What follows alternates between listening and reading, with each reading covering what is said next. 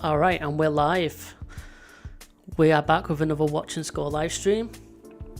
As usual, got Josh 86 Boxing and Alex Vega on the call with me. It's good to have you boys back for another classic fight, or a fight from yesteryear at the very least.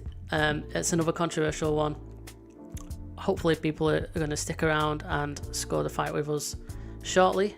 Before we do that, we are going to discuss all of last night's action over in the UK, and sorry, not in the UK, in Poland, and over in the States. Alex, how you doing, my friend? Good to be back. Absolutely. Good morning, good afternoon, all. Thanks for joining in. And Josh, how you holding up? Great. Happy to be here. Salute to both of you. Looking forward to this. A nice controversy always starts the week off right. I guess it's ending the boxing weekend right as well.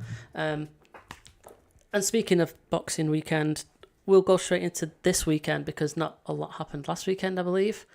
Maybe we'll touch on that in a bit, but let's just go straight into the exciting stuff for this weekend. There was obviously the big event over in Poland.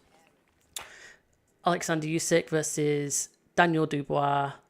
I believe it was for all of the 4 belts. Correct me if I'm wrong on that one. But eventually, after 9 rounds, I think it was during the 9th round, Usyk eventually got Daniel Dubois out of there. There was some bit of controversy, I guess, earlier on. There was a bit of a low blow. A lot of people thought it was a legitimate shot. I will get your guys' thoughts on that. I think Dubois possibly exceeded expectation. He did okay in there. I think he got outboxed for most parts. I gave him a couple of rounds, I think. But Usyk, he responded really well to that body shot that put him down for a couple of minutes. And then he just annihilated Dubois pretty much from those rounds onwards and forced a stoppage. Josh, give us your take on what you thought. Yeah, good fight actually. I remember when it was announced, I was kind of lukewarm on it as far as what could potentially happen. And I felt that Usyk, he would pretty much run the show, though it turned out that while he was able to run the show somewhat, it wasn't without a little bit of, I guess you can say, adversity in some regards, as you mentioned, with the knockdown that came in the 5th round. So I've seen varying angles and things of that nature on the actual shot, and I guess it could be considered borderline in some sense. And one of the things that was pointed out was the fact that the ref never established the actual belt line, at least for the viewing audience, as far as what would be allowed and what would be considered illegal. So when you take it from that standpoint, of course, that opens up the floodgates as far as opinions regarding such. Me seeing it, I kind of can see it both ways. There are some arguments for it being, hey, somewhat clean. There's other arguments for it. Hey, it was a little bit below that belt line. So, it's the referee's discretion. And ultimately, that's what it did come down to. How good of an angle the referee actually had on it, not sure, but it is a matter of seconds or a split second in those types of moments. And his judgment call was one that was against the grain as far as what more of the viewing audience was able to capture. But that aside, in the contest in itself, I thought it was a story of the fundamental skill set of Usyk, who was far superior than Daniel Dubois, who one could argue, who is obviously, I guess you can say, the bigger fighter, though not by much, not exactly by as much as I thought it would be. He's a bigger fighter, seemingly the stronger fighter, of course, and definitely, as we know, the younger fighter being around 10 years younger than Usyk. So you never know in those types of situations. In many cases, youth prevails. But where Dubois lacks certainly is on the skill side. And for that matter, it was a tough proposition for him dealing with Usyk, who was really working the jab. And actually, you could see he was confusing Dubois at some points. And I give it to Dubois for lasting as long as he did. As mentioned, especially in light of landing that shot in the fifth that stirred up a ton of things. But he didn't take advantage in the way that he probably could have. He should have been all over Usyk from the moment that he was back up, or at least the action was back resumed, and he didn't do that because I think that is a part of the kind of growth process that he has been going through.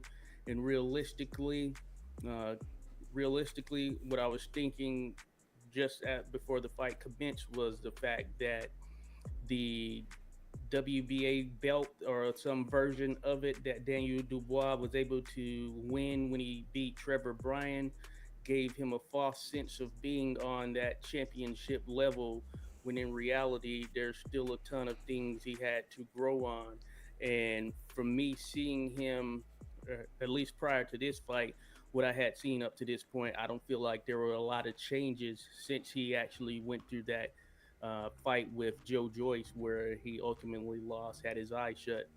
But I will say, just in seeing this and at least how he was operating in some aspect, he has worked on some things, but not necessarily those things that would be the fundamental things that can take him to another level. So I think he's going to have to go back and continue to work on that. And being that he is, I think, around 26 or somewhere in that age, he has time to grow. So it all depends on how he comes back from this. And then another elephant in the room is him being taken out with the jab. Was it more frustration, or was he ready to kind of just tap out at that particular point? I don't know. I thought that he would get up from the shot that ultimately did him in, but maybe he saw the writing on the wall in some sense. So, my 2 cents on it: Alexander Usyk, he moves on. Hopefully, we get that Tyson Fury fight, which is pretty much a fight that now some people may have some different feelings on. But for Daniel Dubois, we'll see what he's made of. He goes back to the labs, work on that fundamental stuff that probably kind of allowed him, or he skirted in some sense because he was on a little quick trajectory, knocking out a ton of opponents that he should have been able to knock out. So we'll see what happens with him as he moves forward. But hey, there are some other heavyweights in the division as well that could make things interesting. I'm sure we'll get to them. Okay, cool. Sorry about that. I got a bit perplexed with Alex. Alex seems to have had a connection issue, possibly. It's messed up my screens. We've got split screens going on. I thought it was a cool new style. Yeah, I might just keep it like that because I can see your whole face. Dear me. Anyway, hopefully Alex does come back at some point. So, there he is. Good man. He's back. Everything's aligned again. So yeah, I there we go. Yeah, I think just to touch on something there that you pointed out, Josh, that the skill set was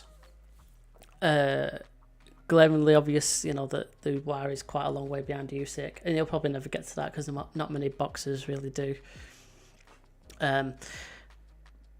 But he's a young Dubois. Maybe he'll come again at some point in the future.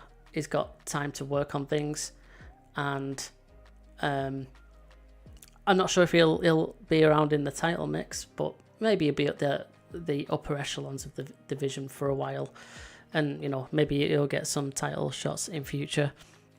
As for Usyk, he was like I said, I touched on before I came to you there, Josh. He was just the way that he turned things around after that low blow.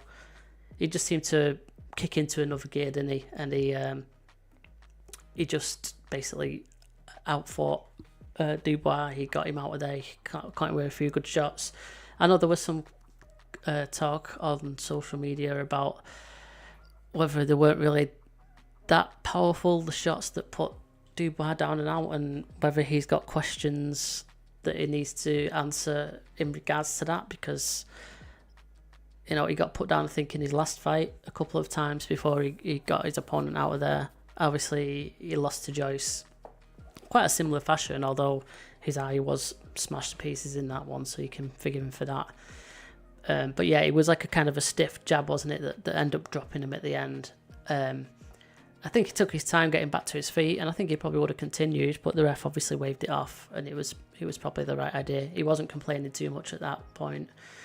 Obviously, the complaints were afterwards was about the low blow and whether it was a low blow or not. My take on that one is, I think it was low, but only after being able to analyse that footage over and over and over again. There's been so many stills and slow motions.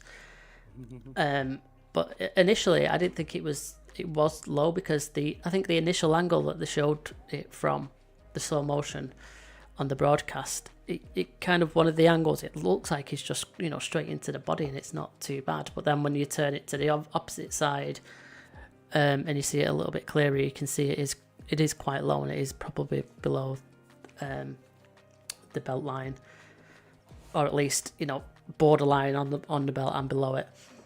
So I don't think you can have too many complaints about that. You could possibly complain that the referee was allowing Usyk to have a longer rest than he was even wanting, because at one point he said, "Yeah, I'm good to go," but the ref was like, "No, have another minute," which you don't really see often. But yeah, I know that Frank Warren and the trainer were really unhappy afterwards, and they're kicking up a fuss, and they want to have the result overturned or called a no contest and stuff, but I'm not sure if they're going to get too far with that. Let's see, is Alex, are you with us? Are you here? Is he lingering? It doesn't seem like it. Okay. Yeah, he might be out. Might still be working on some of the technical aspects, but I did want to mention there, you did mention the rematch, Jib, and I'm not sure if I necessarily want to see a rematch. I don't think that despite or taking away the knockdown situation or seemingly potential knockdown situation, I just don't know that Dubois has enough right now to even make it enough of a fight in the rematch to where it's something I'd be sort of anticipating or looking forward to, because I think Usyk in all likelihood would probably start a bit more aggressive this time around, knowing that he can press him and get him out of there potentially again. And I think that will probably play into the fold a bit in itself.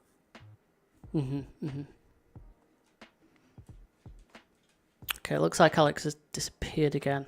Yeah. What I've got up on the screen with your split body there, Josh, and apologies for that. I thought we'd have a quick look at the combined scorecard on. We got quite a few users last night, just to see how many people might have given rounds to Dubois. I think I gave him 2 rounds. Do you recall what you scored it? Oh, looks like Alex is back. Hello. Hey, sorry about that. Yeah, no worries. Just having a quick look at the average scorecard last night for Usyk and Dubois, and we'll come to your thoughts in a second, Alex. But I think I scored 2 rounds to Dubois. I gave him round 4 and possibly round 6, and that's what we got on the average here. So I think I had that same score, 78, 73, 6 rounds to 2. Do you recall what your scorecard was there, Josh? I feel like I did give him 2 rounds as well. I think I gave him the 6th round, and there might have been maybe the 6th and the 7th, something of that nature. I can't remember exactly, but I believe it was 2 that I did give him. But that being said, I think that, yeah, the majority of them were Usyk rounds, clearly. And even the rounds for Dubois, at least I know one of them wasn't super definitive in terms of like, hey, there was an argument that could be made. It could have went the other way as well. Yeah. All right. Are you with us, Alex? Yeah, I'm here. Okay, man. So give us your thoughts then on the display last night. Usyk, Dubois. Go ahead. Yeah, most definitely. So I think it was, for the most part, it went the way most thought. Usyk jab was just superior to what Dubois was going to be able to do in the ring to get out of the way defensively. Obviously, having the more technical jab. It looked like, especially in the beginning, that he was going to be able to land that jab whenever he wanted. I had like a clean sweep to the third round, and apologies if my memory doesn't serve me properly, but I believe it was the fourth round is when this body shot happened, correct? Or was it a fifth? Fifth round, I think. Fifth, okay, yeah, because I know I gave the fourth round to Dubois. I remember he landed. It was a quieter round, but I liked the right hand that Dubois landed. So when that fifth round happened, he lands the body shot on the belt line, and now we all have become experts on what a low blow is or isn't. And it's so funny because there's experts on both sides now, right? Personally, I feel that it was a good shot. I felt that it was right there on the belly button. So now, do we have to define where the waist is? Most people when they measure their waist, where do they do it? Basically around their belly button, right? Yeah, I would say. So that shot was right there. Basically, he had a logo on his belt, right? And target acquired. Hit. That's how I felt. A lot of people were talking about the angle of it. Yeah, that's fair. But I would say this, though I think it was a good shot, it seemed he wasn't really. I would say that maybe it affected his body, where it shouldn't be affected, I guess is a way I could put it. However, I do feel like it was a fair shot, and I think that the account should have been started. He didn't do it, right? They gave him 5 minutes, and he basically took almost all that time. And now we're left into what could have been. Usyk, after that, you could tell he was a little upset, and gets the knockout. 4 rounds later, they're talking about Herkovich, the IBF mandatory. I feel that we should get an end to this trilogy because I feel like that was 2 fights. We saw 2 knockouts, and yeah, they should do an immediate rematch. Though we all know who's probably going to win, Usyk, right? I think Dubois. I felt like he was kind of robbed of an opportunity to be the new unified champion, and yeah, it is what it is. It was called not a shot. He didn't take advantage of the opportunity because Usyk definitely was affected, like I said earlier. Maybe if he would have pressed, either he would have got knocked out earlier or got a clear knockdown that maybe could have ended the fight. Because I think he does punch through walls. That's what I always like to say about Dubois. He's real tight up top, but man, can he punch? And we saw that when Usyk felt that body shot right there on that target, he didn't want to get up. So, yeah, it's I don't know where he goes here, Dubois. I'd say, maybe get a couple of domestic fights and build your name up. He's young, and the guys that are at the top, they're a little bit on the back end. So, take your time, and you'll probably be back up there. Yeah. I said something along them lines that he's young enough to come back and improve as well. Probably, I don't think he'll ever have the boxing skill set that Usyk's got. But I don't think the heavyweight division is brimming with talent. It's not been for years, and I don't think there's that many coming up either, apart from Anderson. Who else is there? So maybe Dubois can have a shot at being one of the top guys once a couple of the current crop of top guys have retired, which really isn't that long away, really, because a lot of the top people in the heavyweight division are old, in boxing terms at least, anyway. So, yeah. I think that covers that fight. Quite interesting, actually. I was really expecting you to go, it was a low blow, Alex. Get out of here, it was a low blow. Usyk go, no problem. So I'm really shocked. I'm really shocked, actually. And I noticed that a lot of the comments on Twitter last night, a lot of the British people were kind of saying it was okay, it was a good shot. And then a lot of other people were just like saying, no, it was definitely a low blow. it was a big, a big split and a big divide. So it kind of shows you how questionable it was, both ways, low or not. So I think Dubois and Frank Warren can dine out on that at least for quite a while. He put the undisputed champion down and out for 4 minutes or whatever it was. So yeah, maybe that'll elevate him a little bit in some ways within the division. Whether they go and get a rematch, I'm not too sure that's going to happen, to be honest. And like I say, the way that Usyk then turned the fight around and he kind of dismantled Dubois after that, it was pretty impressive stuff.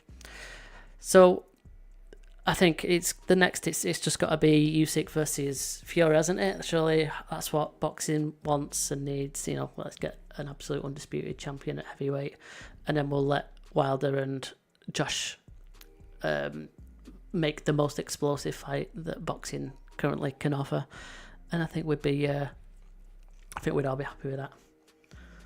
So let's move along. I've not actually got Box Rep open, I don't think, to see what else was on undercard because I cannot remember from memory. Denis Berinchik versus Anthony Ugit. That went to a 12 rounds decision win for Berinchik. Did you catch that one, Josh? No, I actually didn't catch that one. I do have to get back to try and check out what happened in that contest. Maybe Alex did. Did you catch it, Alex? Yeah, unfortunately, I did waste a few of my minutes to catch the back end of that fight. Man, Berinchik is in position to fight for a title. I think he just came off of a knockout loss to a high-level prospect in Keyshawn Davis.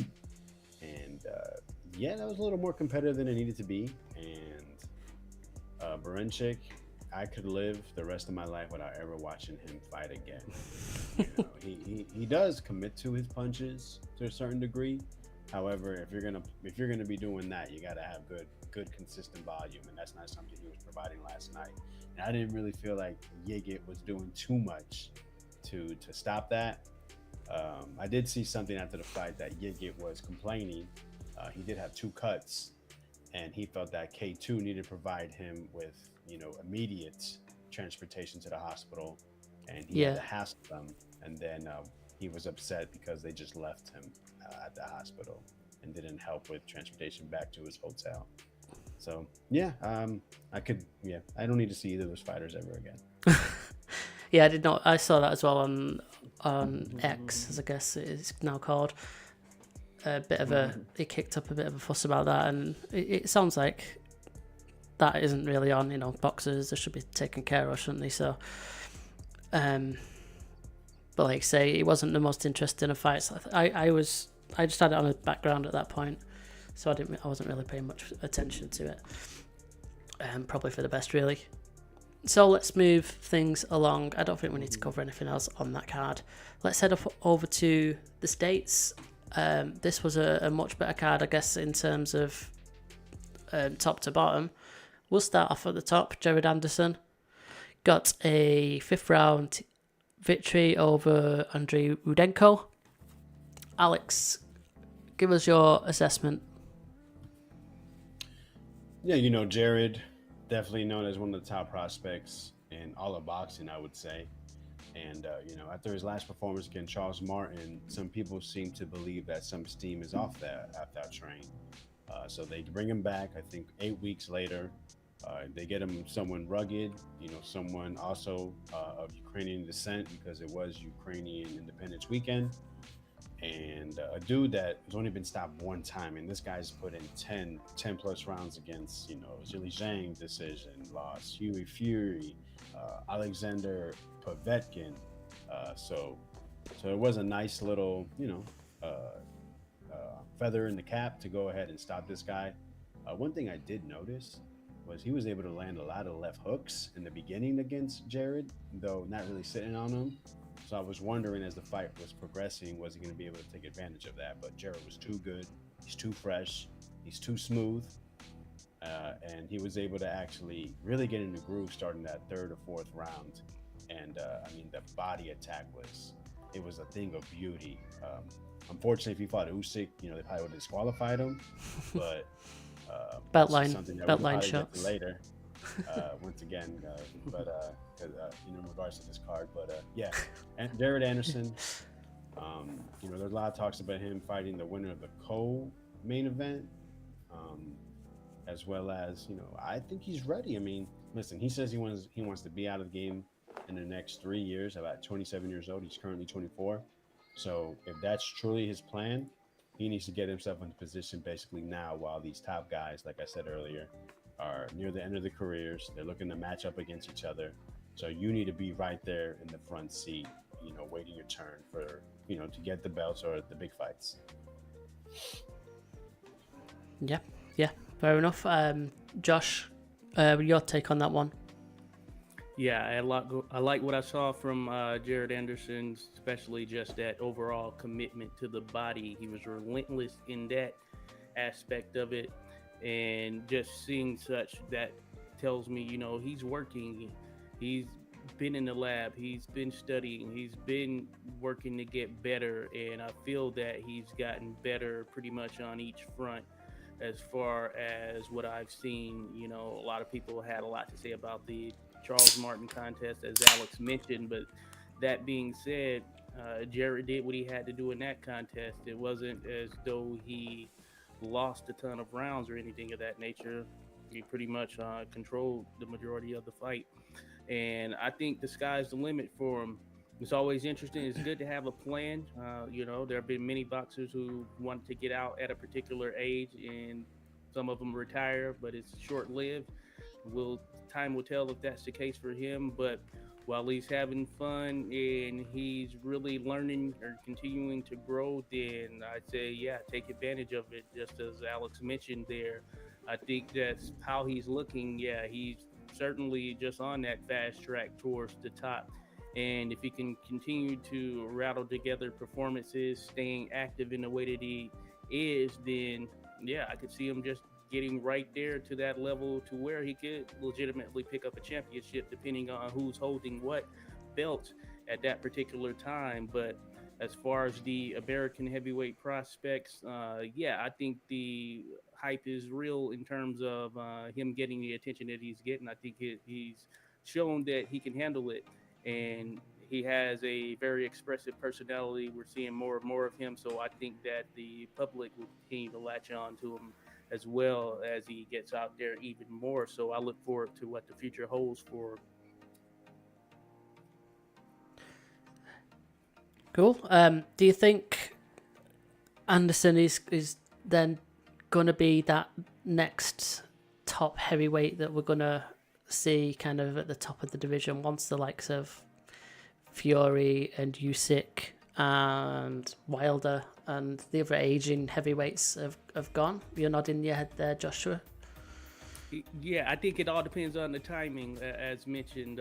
So yeah, if Fury's out of the mix, or Usyk, which just given the age dynamic, maybe they will be out of the mix somewhat, or at least no longer the fighters that they are currently.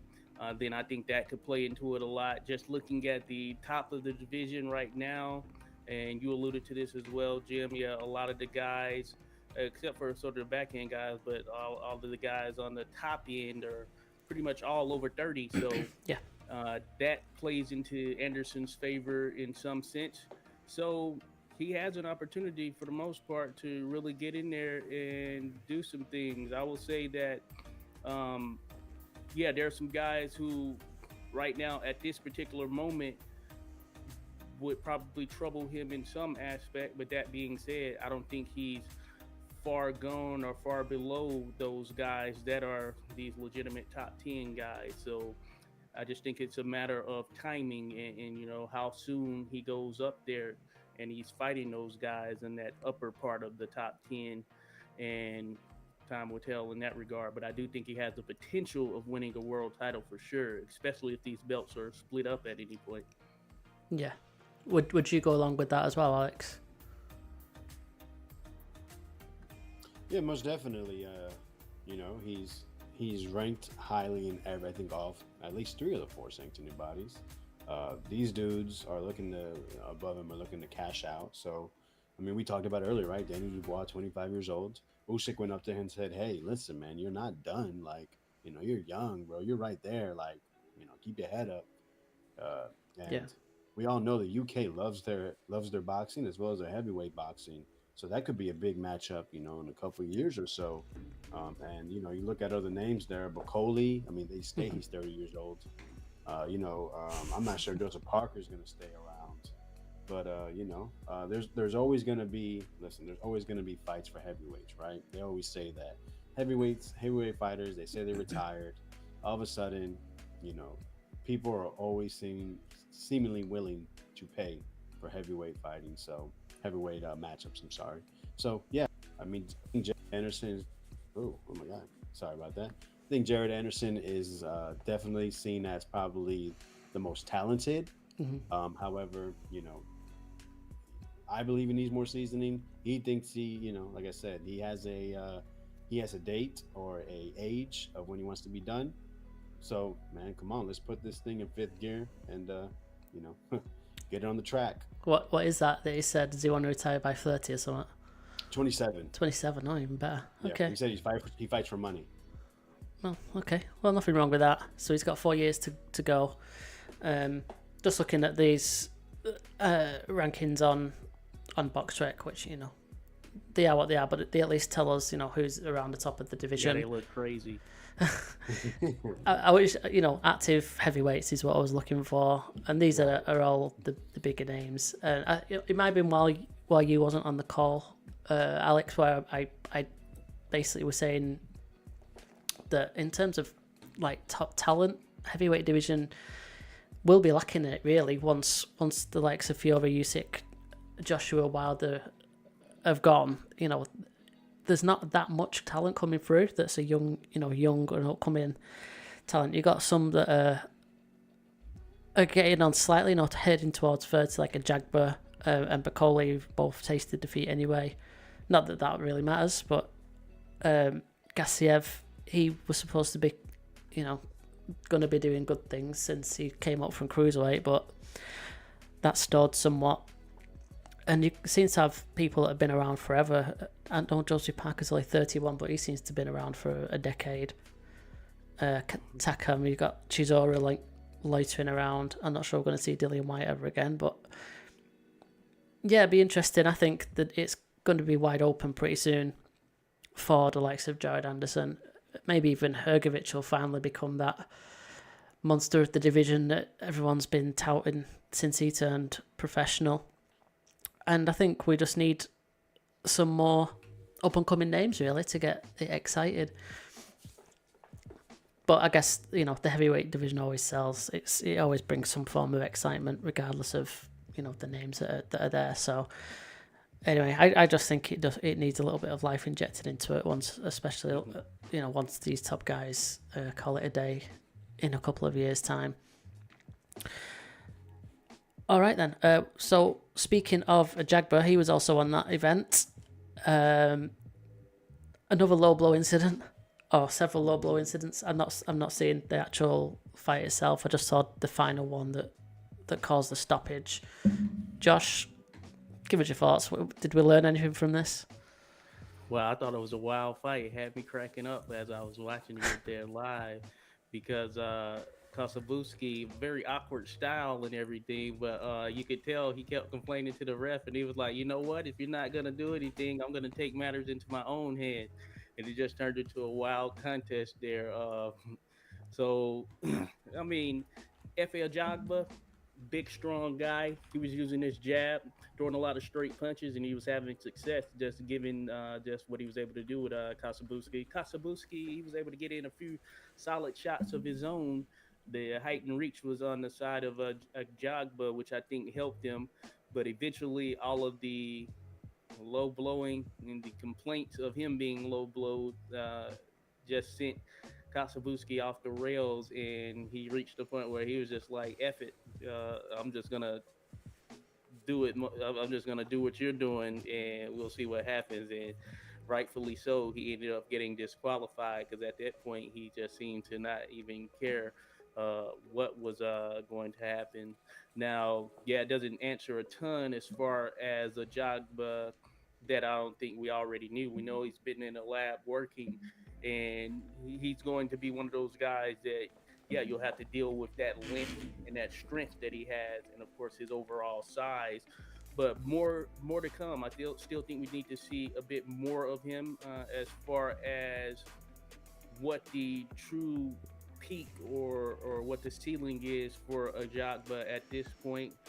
Just given that not too long ago he went in against Frank Sanchez, and Frank Sanchez was able to outbox him in a way that left a lot to be desired for a Jagba as far as what he needed to go back and work on. Now, you can tell he has been working, so there's no doubt about it.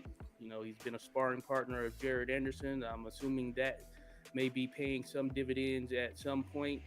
But that being said, I would like to see more because he was being touted, at least for a little bit, as okay, this guy right here is just a beast. He's gonna be one of these guys that everybody at the top of the heavyweight division is gonna have to watch. And yeah, they'll have to watch him from a power standpoint. That being said, yeah, I think more to come. I need to see a little bit more of a Jogba, and I think the right matchup will kind of tell us and bring out something that will show us, okay, where is he at now post Frank Sanchez, and hey, maybe a potential rematch with Frank Sanchez, but I don't know. Maybe that's not something that will be pursued, you know. But Sanchez is out there. I'd like to see him in there with someone. It seems that he's game and all, and I think he's a challenge for any of the guys up top, this being Frank Sanchez. So the verdict's still out on a job, in my opinion. Okay. Would you go along with that, Alex? What did you make of a Jagba's performance, if you can take much from it? Yeah. I would say that he does not like getting hit actually low. So, no, you know, I was hoping this was going to be a fascinating matchup. I mean, it was lefty versus righty. You know, like Josh was alluding to, you know, Jagba uses his length. You know, he likes to keep you at the end of his jab and unleash the right hand. And we've seen some pretty, you know, fabulous knockouts from that. From the bit I could find of Kasabuski, you know, he's a guy that likes to basically get in that mid to close range and let those things go. So I really wanted to see if you could get past the jab and how a Jagba would handle the inside work. And in the beginning, you could tell Jagba just wanted to grab, and when he threw, it was just, you know, he couldn't really put nothing on his punches. So I was like, all right, this is going to be a great fight. But like Josh referenced to, Kasabuski felt like a lot of those, you know, those belt line shots were straying low. I guess he missed the earlier fight and on how to handle that properly, which is to drop on the floor. And instead of doing that, he retaliated. So, you know, they take a point away. He felt that FA hit him low again, and he retaliates again. I think there was one time because he hit him about 4 times low. Right. He takes 2 points in one round. There was a couple other times where a Jagba would hit him to the body, right? And he would like turn away. Like I thought he was about to have a what's his name, Oliver McCall moment. The way he was turning around, walking away towards the ropes. Seriously, he was literally turning his back and like looking disinterested in fighting. And the referee's like, "Hey, fight!" And then a Jagba, as he should, started, you know, letting those bangers go. So, you know, I like to call that fight. It was a walk-off disqualification because he literally like hit him twice in the nuts and just walked off with his shoulders, you know, just relaxed. Like he just didn't care anymore. Yeah. So that's very disappointing. He was scheduled to fight Jared Anderson, you know, in the previous, got replaced because of visa issues by Charles Martin. And, you know, to finally see, you know, if this is another player in the heavyweight division, and now he's just going to be known as, I believe his name is Zan the Nutcracker. You know, it's a bit disappointing because like you said, Jim, it doesn't look like in a few years we're gonna have a lot of top heavyweights, and he definitely dropped the ball. So, Ajagba, I don't know where you go here, pal. I don't know if he's gonna fight Jared Anderson because they are kind of like sparring partners and such. But yeah, it's unfortunate because I was really hoping to see if maybe he improved or he is what many think he is, just someone that can throw 1-2s. Shout out Boxiana. Yeah, welcome back, Everyone in the Sienna. chat, Cheers. hit that like button. When you said drop the ball there, was that an intentional innuendo? Ba-dum-bum. All That's right. just a ball, you're right. I also noticed that Jalalov got a first round stoppage on the undercard of that. He's one of those undefeated Eastern European heavyweights that might be scary, potentially in a few years' time, up there in the mix. And your boy Alex Nico Ali Walsh got his long-awaited defeat. Did you want to mention that one? Yeah, like you said, I was saying in the chat earlier, it was overdue. I felt like he lost his last fight, which is funny because this week they announced that the opponent, Rosenberger, actually failed his drug test, and they were overturning that decision. And if anyone's been paying attention in boxing, we have a lot of controversy with drug tests. And, actually, it's funny that Matchroom is the one that's been getting a lot of attention, yet this one hasn't really been talked about. So I think it's great that they're catching people. However, when it comes to the timing, it's quite odd. I mean, if anyone's taking a drug test, they know results are usually pretty quick. I mean, I'm sure if you pay enough money, you could probably get it within 24 hours, depending on where the lab is and such. But yeah, so they, I guess we'll have to wait 30 to 60 days to see if maybe Nico Ali Walsh still has his results. Brilliant. Okay.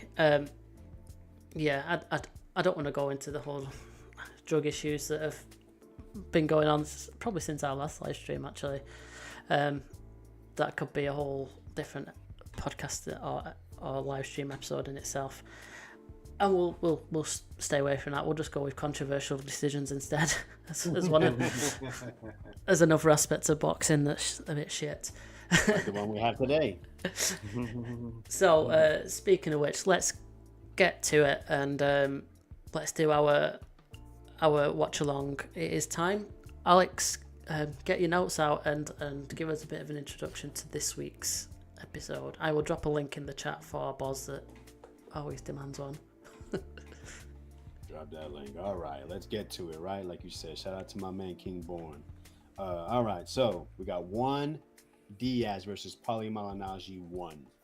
Let's start with the Magic Man, Paulie Malignaggi, coming in at 28 years old, 5'8" with a 71-inch reach. He's from Bensonhurst, Brooklyn, New York. Former IBF light welterweight champion, coming into this bout at 26-2 with 5 knockouts. Now we have Juan Baby Bull Diaz, 25 years old, 5'6", 67-inch reach from Houston, Texas. Shout out Boxiana. Former unified, maybe considered undisputed at this time. He has the WBA, IBF, and WBO lightweight championship. Actually, no, because he didn't have the WBC, right? Anyways, 34-2 with 17 knockouts. Sweet. There we go. Thank you for the intro. Just for a quick heads up, if you want to score along with us, quick introduction to how you do that. There is a link in the chat. There's also a link in the video description to go to the scorecard for this particular fight. If you want to get involved in our group, our scoring group that we showcase on the stream, you need to be a registered member. Once you're a registered member, there's a group section. If you go in there, you can enter a code to join a group. That code should be in the video description, but it's also there on the screen, which is FSYT22. That'll get you into our scoring group, and you will see our scorecards and everyone else's scorecards that's in the group for the fights that we show on the live stream, and also any fights that we just score on the system anyway. And you can create your own groups as well if you really wanted to do that and you had your own boxing friends, etc. So that's how you get involved with our group scoring. I think we are ready to go. I don't know if there's intro. It looks like we're ready to go straight from the off for this video. So we'll just press play. A Malignaggi in the cornrows, I remember that. Paulie with the braids. Was this before or after he got his hair chopped that time during a fight? And Can't that remember. was the second Lovemore fight, I believe. Ah, okay. Yeah. Oof. Wow. Paulie starting off fast, huh? Right. Yeah, seriously. This fight did take place August 22nd, 2009, in the Toyota Center, Houston, Texas, promoted by Golden Boy Promotions. Man, I got to say, that jab is looking beautiful already. You see Paulie he's leading with it and even doing a 2-1. Yeah. You can tell where Juan Diaz wants to be. He landed a nice little left hook a couple seconds ago. But I'm wondering if the braids on Paulie is making him more aerodynamic.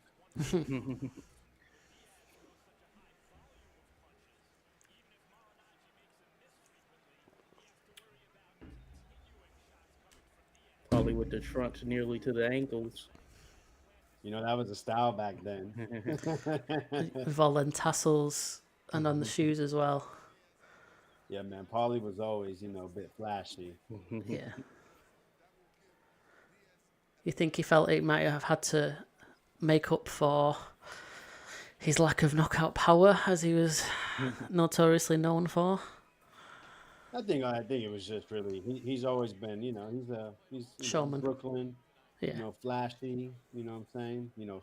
Fast talking, always a good crap, shit talker. So I think it was just more of his style. But I mean, yeah, you got to know if you're not delivering the knockouts you want to see, you got to bring something a little extra. So I'm sure that played a factor. Mm-hmm.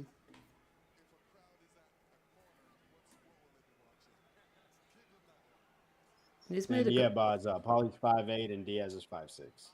Okay.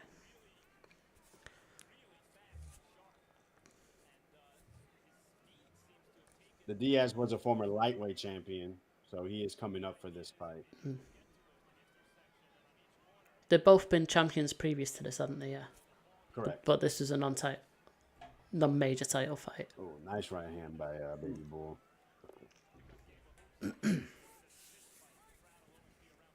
So yes, Paulie started out pretty hot, but Diaz is slowly trying to work his way in. He's landing some of those hooks once he gets in close to the body. That was a nice left then. He's taking 3 to give 1, Yeah. That was a nice double jab he landed. And you see he's getting that left hook while Paulie exits a lot. But Paulie is catching it a lot, with the right hand. That was a quick round, man. I like Malignaggi's work there. The WBA, the IBF, and the WBO lost those titles to Nate Campbell.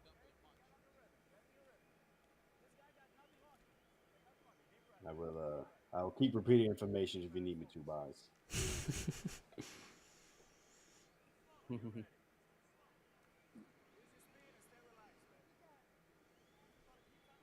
If you need me to know yet, Juan Diaz, Paulie. All right, I'm gonna stop. I'm sorry. Don't forget to get those scores in.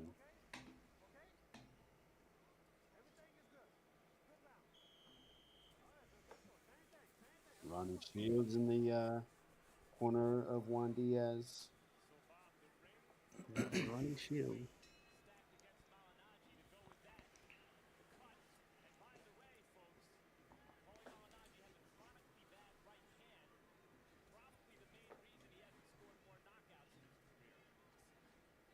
Allegedly.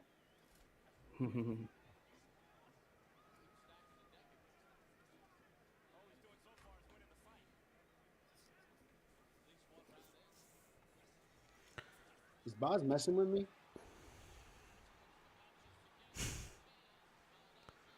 Oh man. Some good You action. can tell whose side the crowd is on. Yep, definitely, Yep, Bull is from over there. He's actually a very decorated amateur. He was 105-5. Um, he was going to represent Mexico. As you see here, the pressure. Taunt from Paulie. But right, was going to represent Mexico in the Olympics, and then he was told he was too young. So he did turn pro pretty young. That's why he's 25 years old, but very accomplished already. Hmm. Too young for Mexico. That's Too young to impressive. be an Olympian. Oh right, okay. I'm gonna say I thought Mexico just throws him in at 10 years old or whatever. Professional.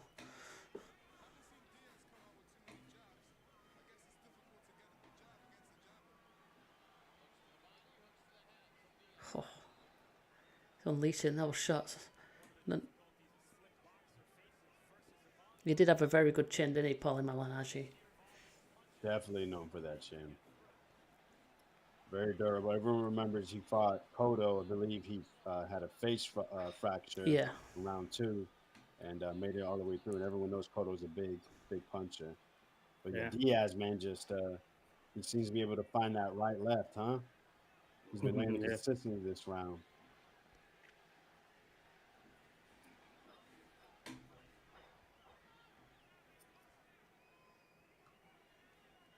Paulie, though, seemed very confident. He's actually allowing Diaz to come on the inside and is wanting to land that rear uppercut, which he has. He has landed, though not as clean I think he would like. Yep, yep. And Paulie, yeah, make no mistake about it, was accustomed to knowing he was going to be in long fights, given, as you mentioned there, Jim, yeah, he wasn't known as a guy with power, had some hand issues in his career. So it was built for the distance for sure. That was a nice uppercut I landed there. Hmm.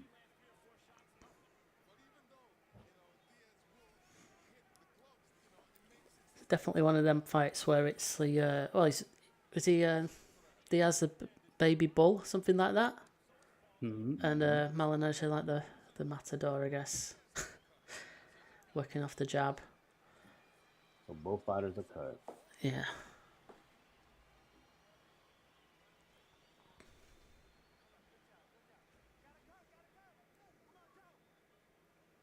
Yes, Boz, I would agree with that. These are guys, not knockout dudes. So it's funny, yeah. Power. I mean, fight of the feathers fist, as you put it. But you see, Diaz definitely has a, pressure come forward style, Yeah. while Paulie's more of the slick boxer. I think Paulie's definitely. Man, people don't talk about how skilled and really the boxing IQ. It's always been there. Maybe he didn't have all the physical gifts like some of the elites, but I think when it comes to boxing smarts, as you see when he's on the mic, he's definitely top level. Oh, yeah. Now, were I those cuts absolutely deemed love to him be on the from ground. punches? Good question. I believe so. I have, yeah. I was just about to say I haven't really seen any headbutts. All right. Definitely like to see Paulie, work off that jab as he's doing the first 15 seconds.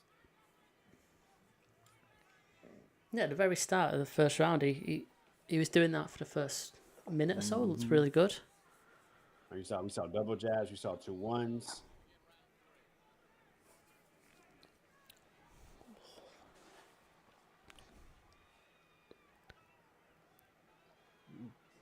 Some shots around the back of the head there by Diaz. Yeah, Bit naughty. no complaining from Paulie. Thought maybe he was going to try to get his own get back. Shout out Kulibaski. Kulibaski. Oh, look, Lawrence Cole, everyone's favorite referee from Texas. Oh, yeah.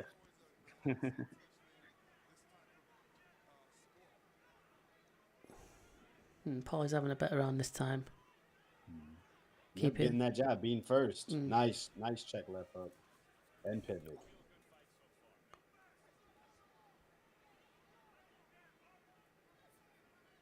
Nice duck too. He seems to have the timing on that right hand with that check hook, and like I said, he's pivoting out each time. And if you notice, he's jabbing to both sides of the face, and he ended, even though he missed all three, he jabbed twice up top, moved it to both sides, and finished at the body.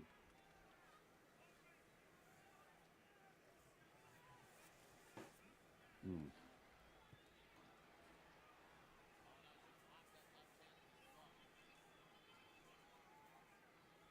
Definitely a lot of left hand work from Paulie this round. Hmm. That was right.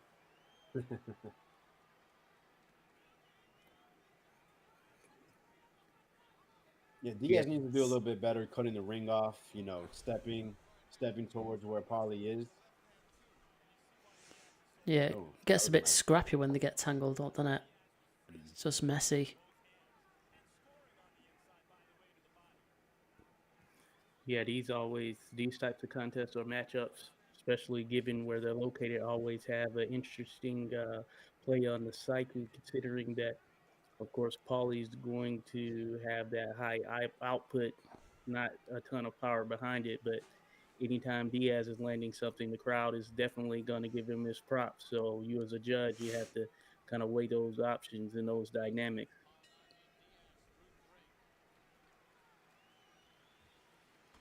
Definitely. Baby Bull landed some good left hooks, but I think that was a pretty clear who won that round, who was controlling the action, who was landing the better shots, even though they may be not look like they really strong shots. I mean, it's called boxing, not pain.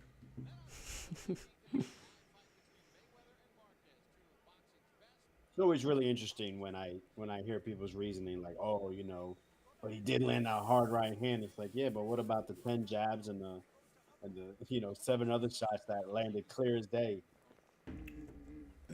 Yeah, and I think you made a great point there, Alex, early on, in mentioning that it's like 3-1. So for every three, or at least that Polly lands, yeah, Diaz may slip one in there, but can't take away that volume that Polly has over him right now.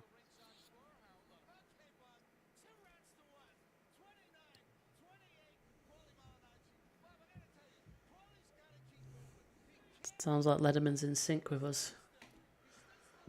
Shocked. That could change. Quickly.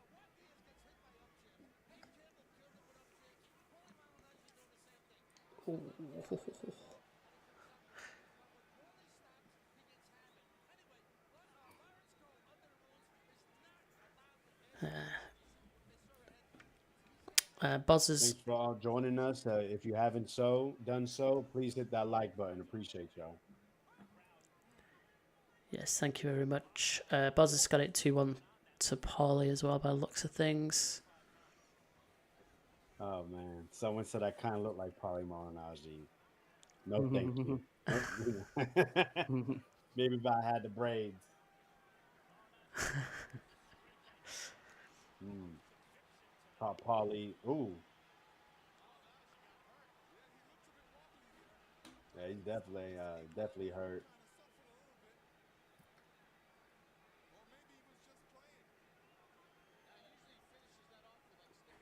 Shout out Heavy Chevy.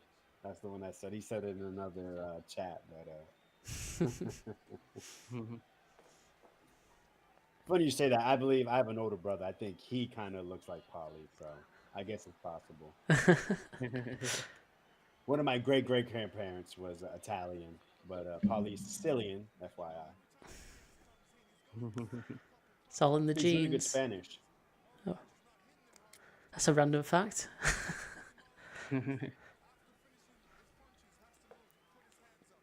Paulie recovered pretty well, but he was getting hammered a bit. I really like Diaz's left hooks, as Lennox Williams just alluded to.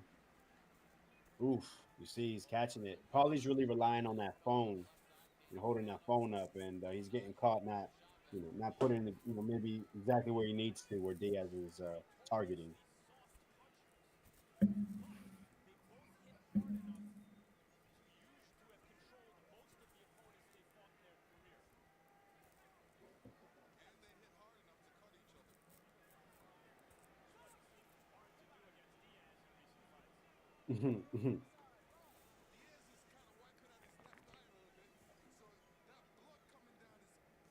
It's interesting that when Paulie's punching on the move, he's pretty much landing cleanly. Mm. I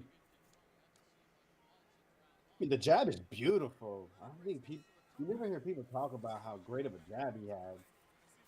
Yeah. I think he was just all round an underrated fighter, wasn't he? Well, Absolutely. Didn't get his We props. all like power, right? We all do. So when you don't have it, like, where's the drama? Yeah, here we are rewatching a controversial decision. yeah. We'll take a pause shortly. Bit of I time. couldn't find the numbers, but they said that this fight actually had surprisingly good numbers. Mm, Caught him look straight up, never saw it. Yep. nice left hook.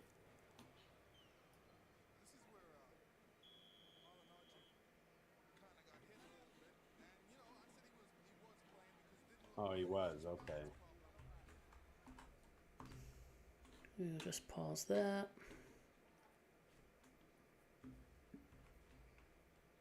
It's been a good fight. Yeah.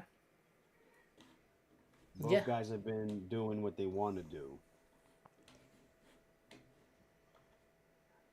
Okay, I'll just quickly bring up all of our scorecards. It looks like, Alex, you started one early, and then you didn't carry it on. Gonna be an interesting one for sure. Yeah, so Alex has got it 2 rounds each, along with Boz, both in agreement, which is a big shock. That usually never happens. And me and Josh have it, looks like 3-1 there to Paulie Malignaggi. So that breaks down to a combined average scorecard of 2 rounds to 1 and 1 even. That last round is the even one.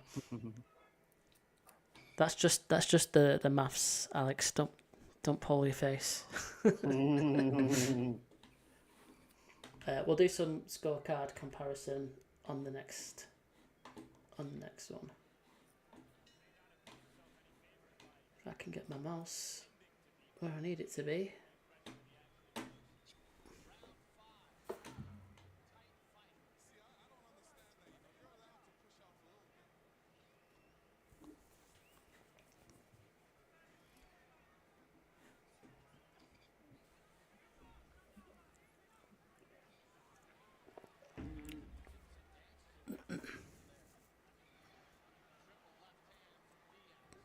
Paulie was also a pretty good amateur, coming up. He did have a national championship, at least one that I saw, at 132 pounds.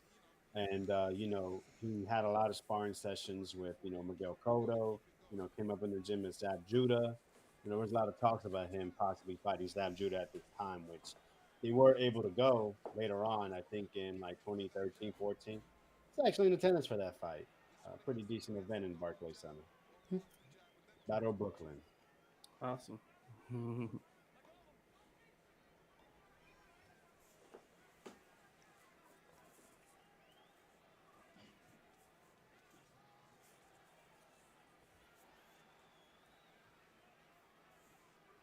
Oof.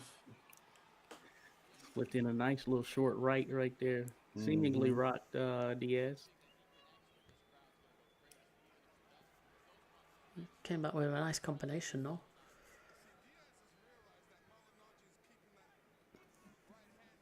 Oh, nice. This is really, really good action, isn't it? Sometimes fast. Yeah. Mm-hmm. I mean, sometimes that dynamic of, the come forward fighter versus the guy that kind of keeps his distance, sometimes it doesn't gel very well. But Paulie, when he gets on the inside, he's letting combos go. So he's definitely trying to make sure he can, get these rounds. Yep. He did used to get involved in a bit of a tear up, didn't he? Quite often, Paulie.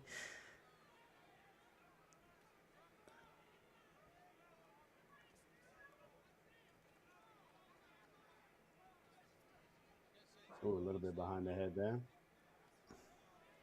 This is the kind of distance that works for him, though. Oof. Yep. Yeah, from When he's here, his here, feet and hand he's are in too fast. control. Yeah. Yep.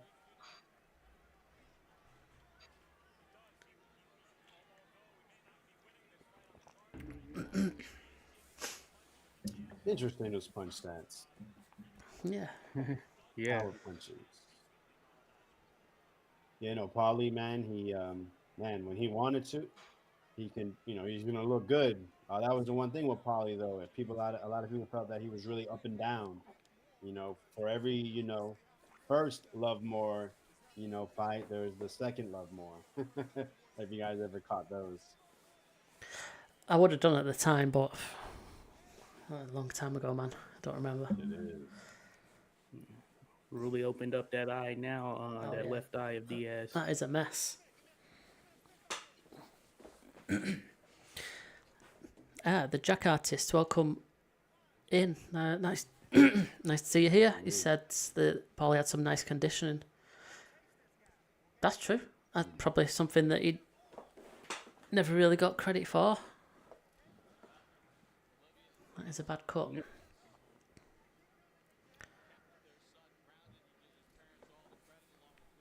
Mom is not in a good mood.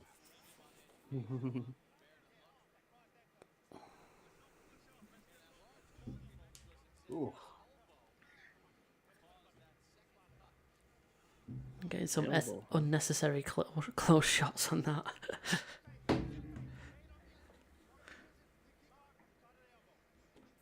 Papa Diaz not impressed.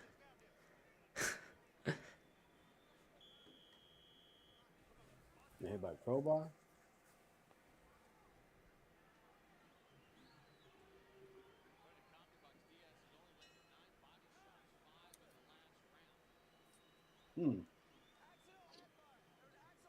Accidental headbutt. Okay. Yeah, but Ronnie Shields felt like it was an elbow. we had to double check Lawrence Cole. We can't take him at his word. Refs in general, as it seems. Right.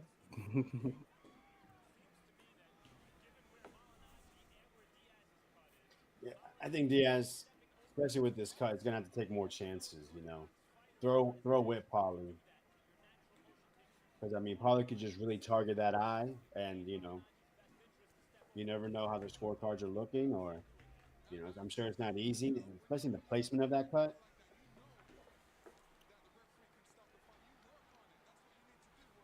Ooh, nice left. See, he threw with him there. See.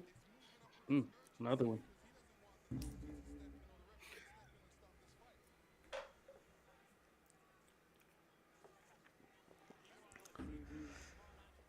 We were talking about Jared Anderson and some of the comments that he's made about, he fights for money. After Paulie had lost to Ricky Hatton, he talked about wanting to retire and not sure if he'd come back to boxing. And he flat out said it like, I'm fighting for the check. It's the paper. He's like, the only fight that makes sense if the payday is right. Yeah. Yeah. Nothing wrong with that. I mean, see, he's in shape. He's looking good. It's not like he just came and is laying down. He's fighting to win. Yeah. Yeah. Though I do not like him on the inside. It's definitely Baby Bull's game. Oof. And that's what I was saying earlier. He kind of likes to get involved a little bit like that, doesn't he? When it just doesn't suit his attributes. Yeah. One of the reasons you saw a lot of those, or you see some of those records in history where these boxers have hundreds of fights, was, make no mistake about it, the money aspect. You earned your money by actually getting into fights.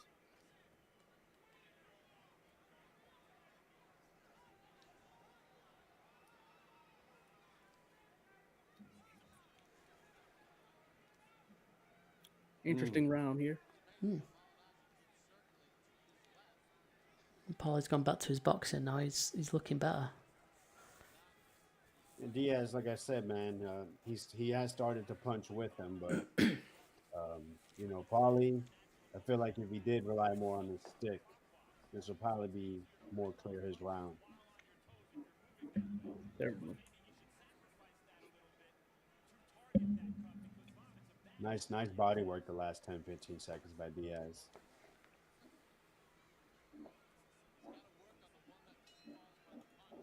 Yeah. All right, man. We are moving. Yeah. You want to slow down a guy like Paulie, you gotta focus on that body.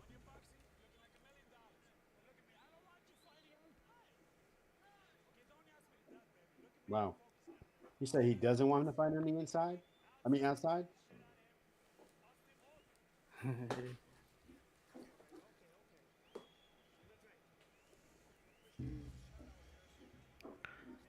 Let's get those scores in. How did you all see that round? I gave it to Baby Bull. Same here. I like the inside work. Yeah, me too. Boz has it even now. He did have Diaz ahead, so I guess he gave Malignaggi that round. Interesting.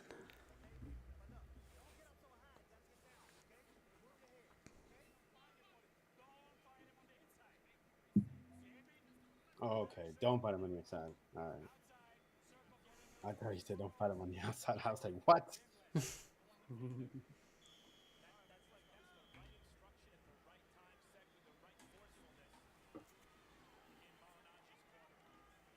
I mean, he said in the beginning and towards the end of that minute. So yeah, definitely making sure he understands. Yo, stop doing it.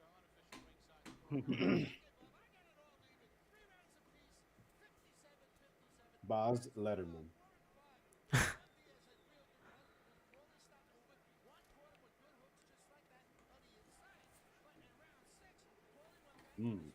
Nice left to the body by Paulie. Nice right hand. There you go.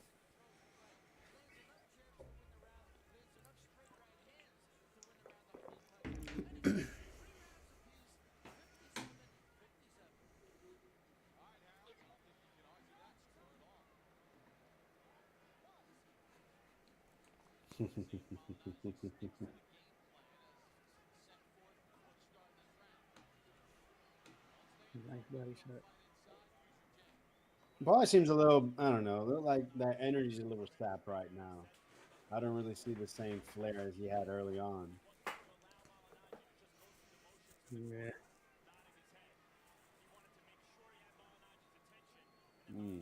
Yeah, he seems like he's just throwing the throw. Ooh, nice right hand though for the Yeah. body. Change the direction with it too. Kudos to the footwork.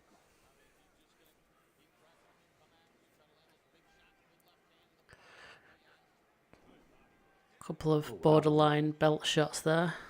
these Great guys body want to take work a here. piss right there. Oof, there you go, nice little pivot Oh, by Diaz. right over the top. Realistically, Diaz, you think about some of his best fights, he's one of those guys that certainly fed off of the crowd that really pushed him, and he didn't mind exchanges for sure.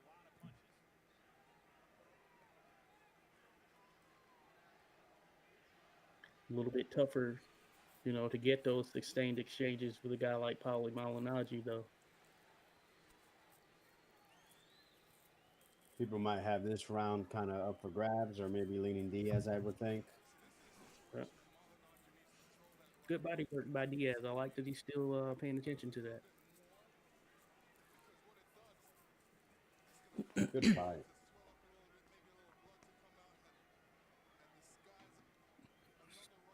Of course, naturally, the stats as it pertains to the jab are going to be lopsided in Paulie's favor, but the power punches are going to be lopsided in Diaz's favor. Yeah. That's why it's important for Paulie to stay on that outside.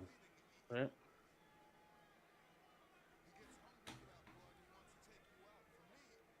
So the pace definitely slow down that last minute. It's going to be interesting how people score this round.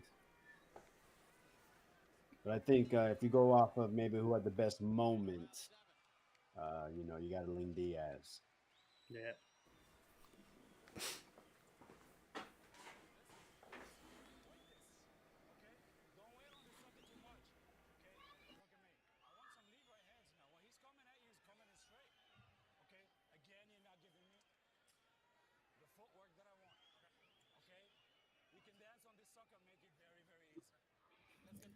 I agree with that. Absolutely.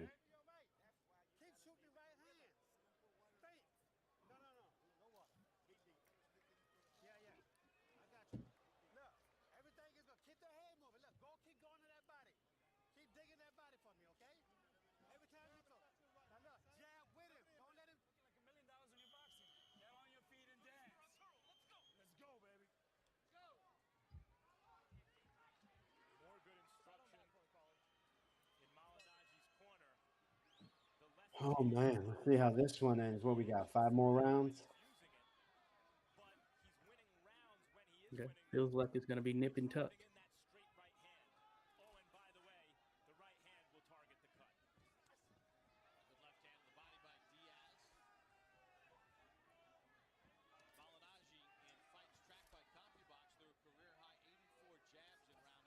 All right. Yeah, I definitely feel like Paulie's definitely coming out with a little more conviction on his punches.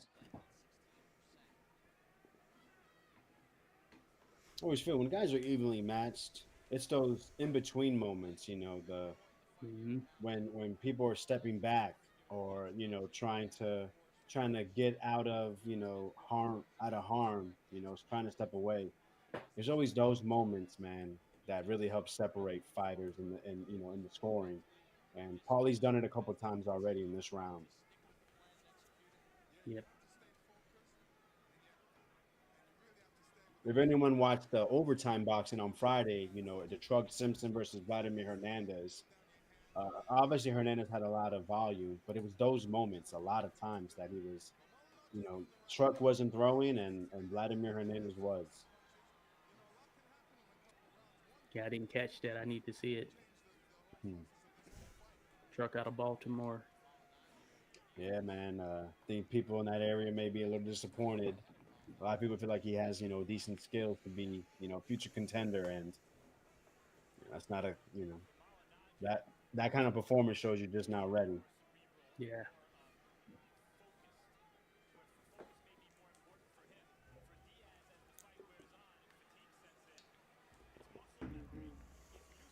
Nah.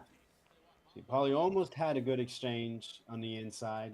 Started defensive, caught him with an uppercut, but got caught again.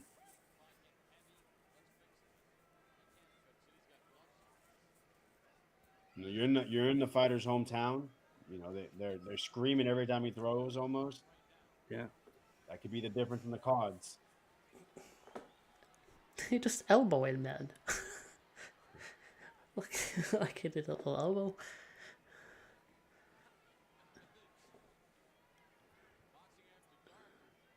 I haven't seen these guys complain, and it's a nice thing to see. Mm. They just want to fight. They just want to hit each other. Nice right hand. Mm.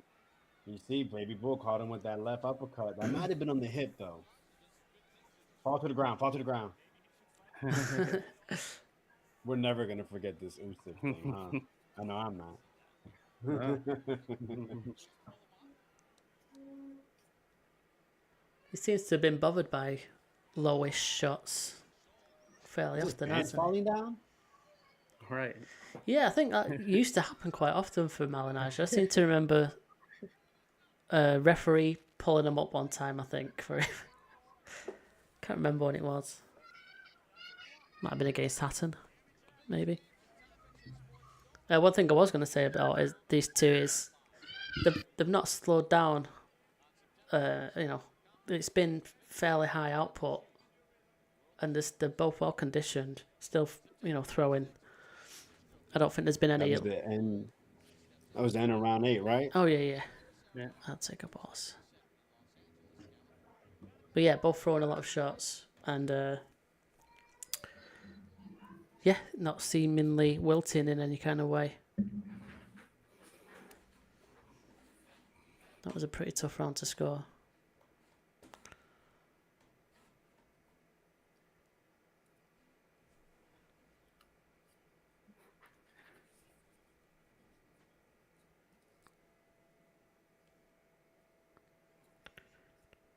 I think that last round, and I think Alex kind of alluded to it, an example of one of those where seemingly Paulie could have done more. I gave it to Diaz, but Paulie, yeah, when he's on the outside and he's really throwing his hands, It's tough for Diaz to get in, get set, to really get in, get his punches off. But Paulie also has to be aware of his volume as well. Absolutely. We're going to do a scorecard comparison between your two scores. So we've got Alex on the left and Josh on the right. And as you can see from the top, they both got the same score, 76 each. Excuse me. So there's a lot of yellow going on here, which is the same score and the same reason. So for the first 3 rounds, you had that the same, and then the slightly different percentages. And then you had a difference of opinion in round 4, and that's where we actually saw the scores earlier. Me and you were the same, I think, at that point, Josh. So that was the different round. So what was the reasoning there? Diaz had his opponent in trouble, but you mustn't have seen that, Josh, and you gave it to Malignaggi. Depends on your definition of trouble. Yeah. Interesting. So round 5, you both scored it for Malignaggi. Round 6, you both scored it for Diaz, and again the same reason. You've added additional comments. Very nice. And then round 7, you both scored for Diaz. And another difference of opinion in round 8. So you come to the same score, but there are 2 different rounds in there. Interesting, Alex's percentages work out exactly 50-50. So he's got it a dead even fight. Very nice. Interesting indeed. Shows what a great site this is. A great tool to use. So definitely, anybody that scores or you want to score, go ahead and use this website, spread it, share it on social media. You know what I mean? Use it, register, hit that like and subscribe. Cosign, the most comprehensive way you can score a fight. We want to see reasoning behind why some of the judges make the choices that they make. There it is. Mm-hmm. And the more the merrier. It makes the analysis section of the website a lot more interesting with more scorecards in there. Absolutely. I knew Letterman could have helped himself. The aggression he liked, just like Josh did, and it was a close round.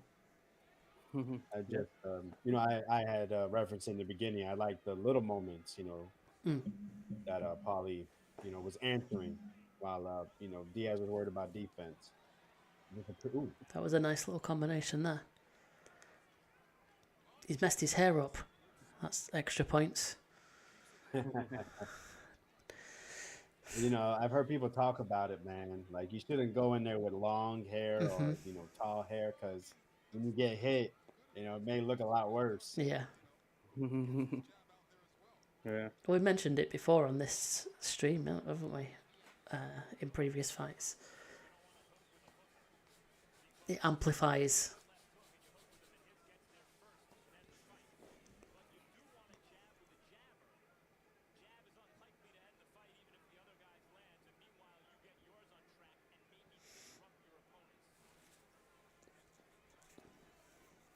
I don't want to get hit at all. Right. Paulie back working behind that jab. Man, looking good. see, it was so quick and precise, Paulie's combination, but Diaz answered. Every time Diaz tries to throw with him, he usually lands a good shot. Yeah.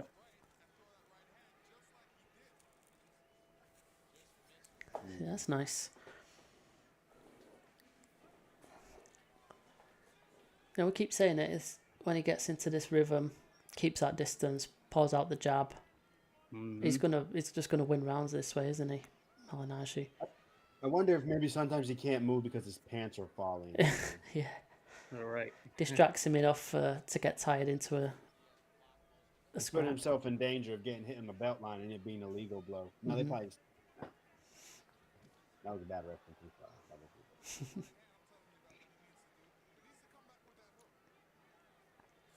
Man, that's a very nice uppercut he landed. but it did not deter Diaz one bit.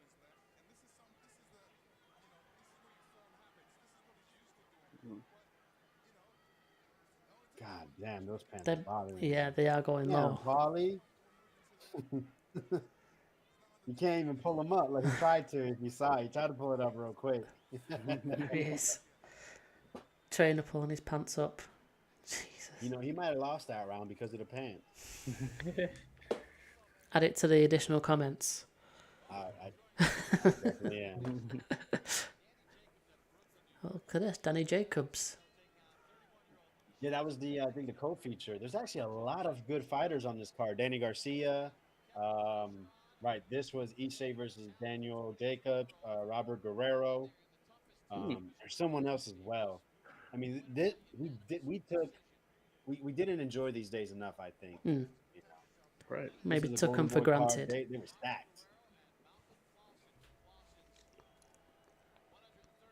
The ghost.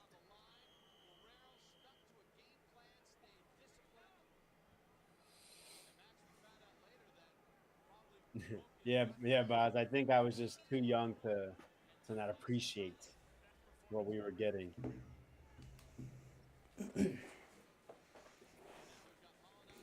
Good fight, man. I'm so glad we did it. You know, when I Yeah. first came across it, I didn't think you guys would want to see it, but and I actually never watched it. I only heard the post fight interview, Oh, Right. okay. which is I heard is really entertaining from Paulie. And yeah, I'm really glad we're doing it. Hopefully, Paulie tunes in, man, because I really enjoy him on Pro Box and I miss him on Showtime.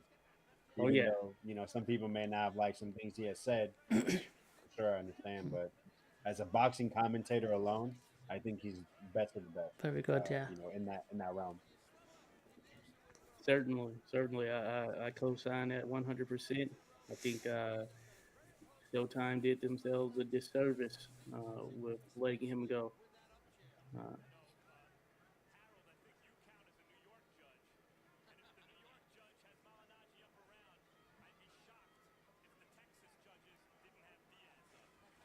Good counter grab.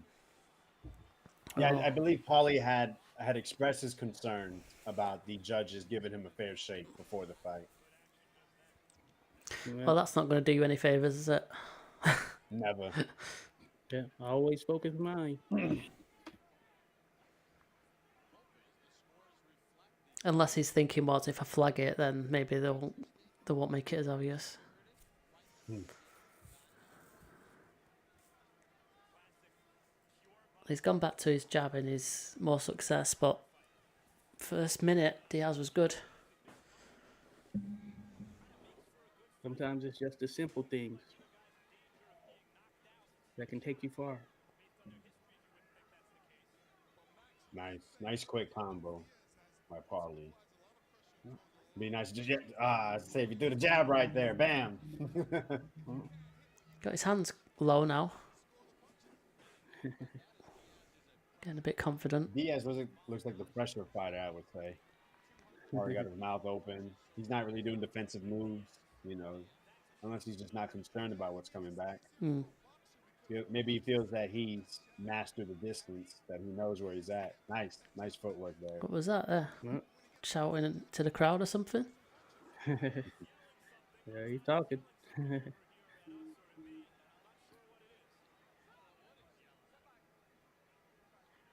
And I think it's worth noting that just because it's a power punch doesn't mean it was an effective punch. Sometimes people lose sight of the jab and how effective it is. It's not going to be listed as a power punch, but as we saw yesterday with Usyk, hey, sometimes it's a power jab that can take you out. Mm. Mhm. Wonder how people scored that round. Uh, the way I looked at it, yeah, the last two rounds, Paulie seems to be in control as far as I'm concerned. Mm-hmm.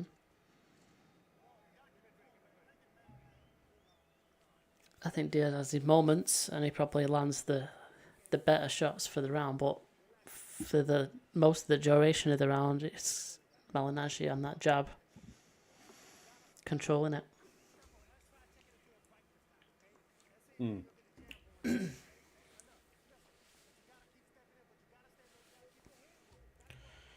into the last 2 rounds then. All right. So according to those stats there about the records, I think a knockout's off the table. I just missed that. What was it? Sorry. I think it was their records after 10. I think Diaz was 5-1 with 0 KOs, and Paulie was 3-2 with 0 KOs.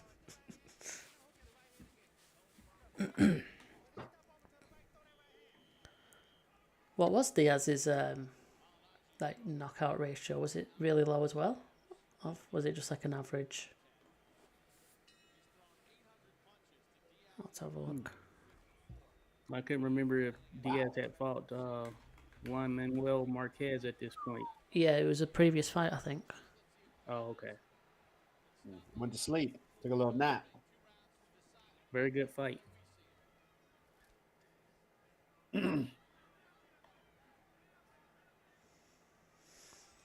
Well, he ended his career with a 50% knockout ratio, which ain't that bad down at those weights, lightweight.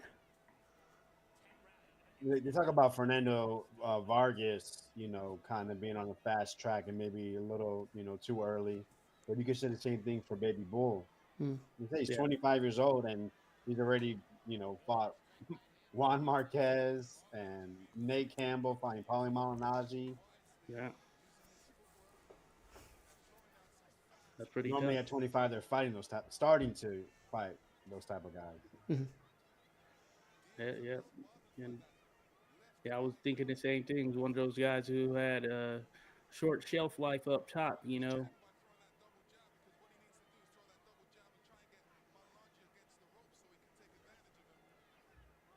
So Diaz is not listening to his corner. He says when Paulie goes to your right, throw the right hand, and he's not listening. Yeah.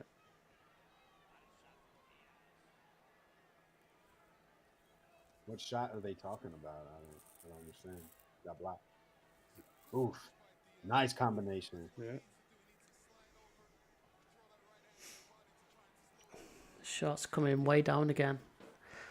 I think. He's still eluding the punches. Right. I mean, he seems to be circling a lot, Malignaggi, but he's not throwing as many at the jabs out as he was previously. Definitely slowing down.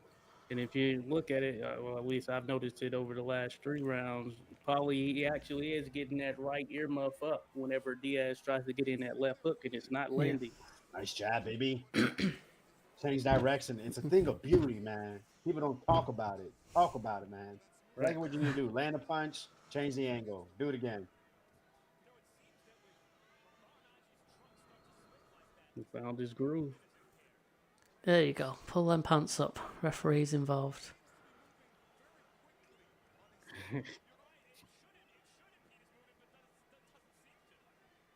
That's so ridiculous.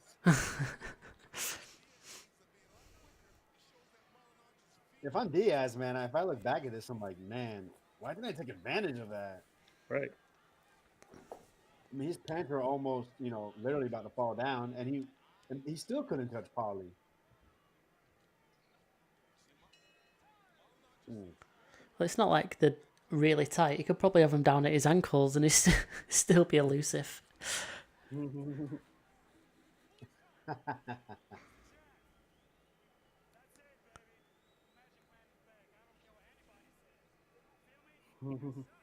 Anyway, I still prefer Diaz's work in that round. I thought he tried to make more happen.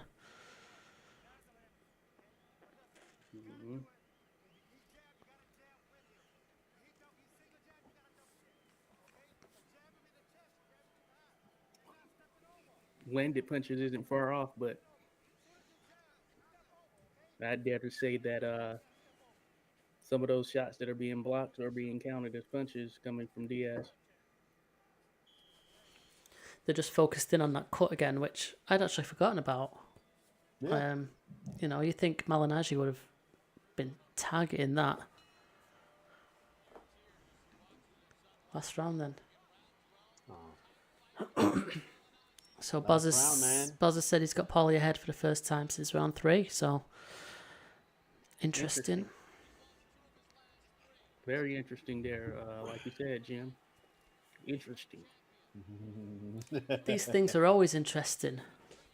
This is why people need to tune in every week.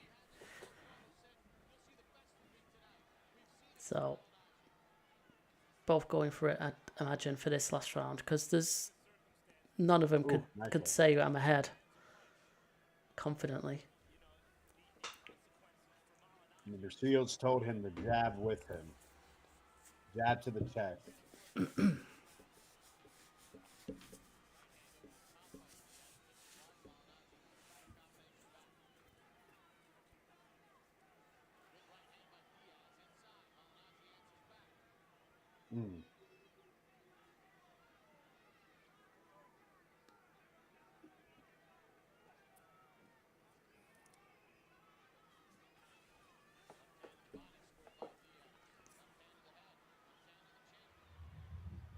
Yeah, I would like to see a little more urgency from Paulie. You know, Yeah.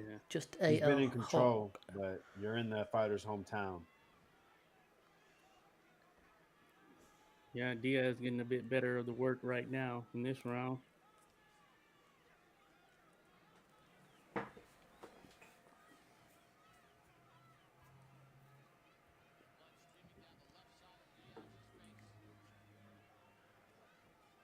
Got to throw, man. Yeah, he's not doing a lot again. I wonder what is he thinking.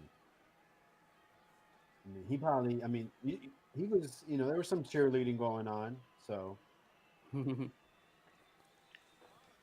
rightfully so. I mean, that was. I mean, he barely did anything that last round. You know, punch wise, but I mean, he controlled that fight beautifully with his feet. So, but I mean, yeah, you got to go get it. Ooh, they both pushed their heads, each other's heads back there. Yeah. Oof. Some spiteful triple, hooks. quadruple left hooks. Oh wow, I didn't think it was that close.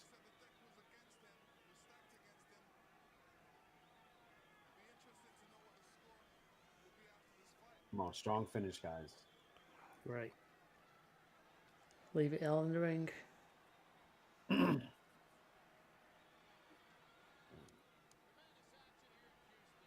Okay, there's a couple of little flurries by Paulie. Oh, hey. Bit of respect at the end.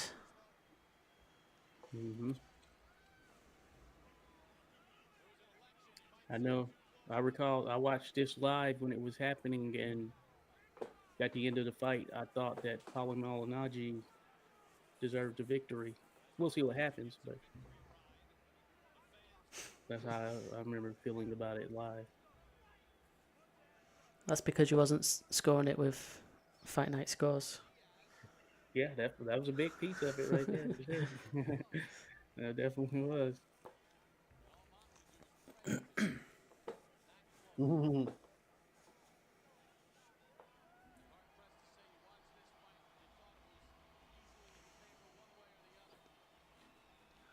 All right.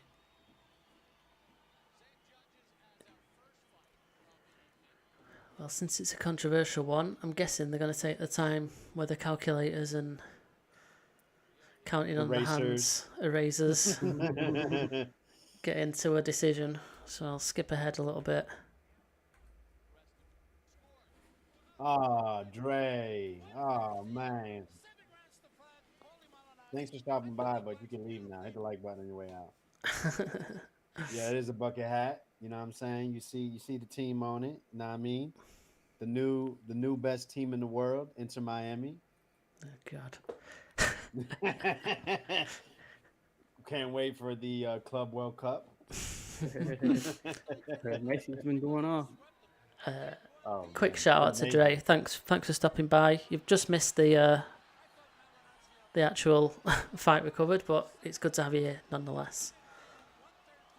Looked like Lederman just had. Sorry, I'm gonna have to go back. He had Malignaggi winning.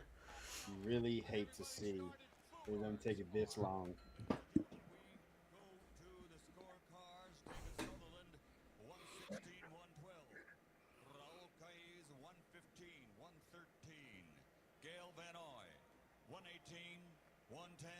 What? Now that's crazy. 118, 110.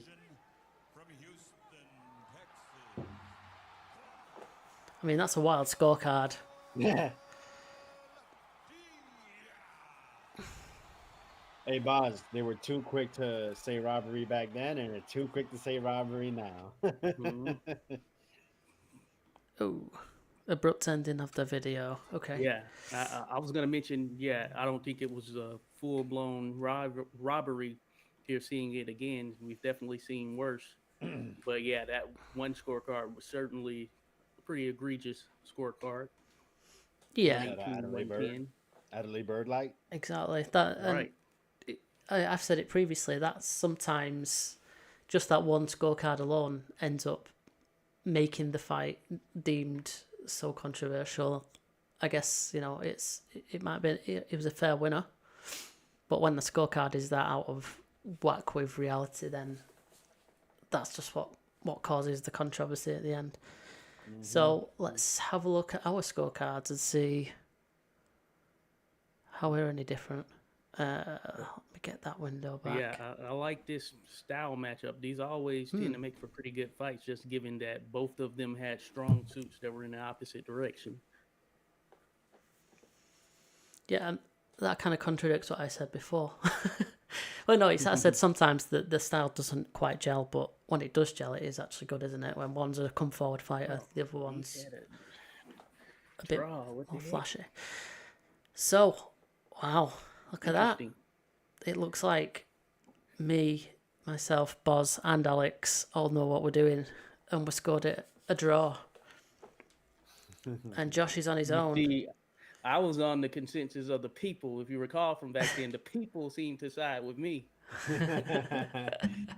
but like Jim said, Fight Night scores didn't exist back.